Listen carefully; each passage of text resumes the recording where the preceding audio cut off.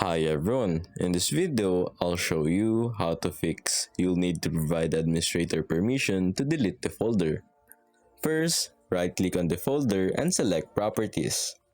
Here, click on Security and click on Advanced and press Change.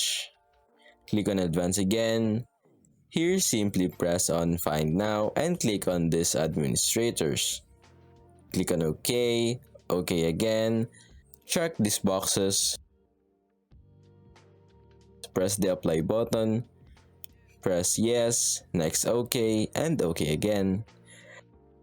Then right click on the folder again and go to Properties, Security, and Advanced. Press on Add and select Principal. Click on Advanced, then Find Now.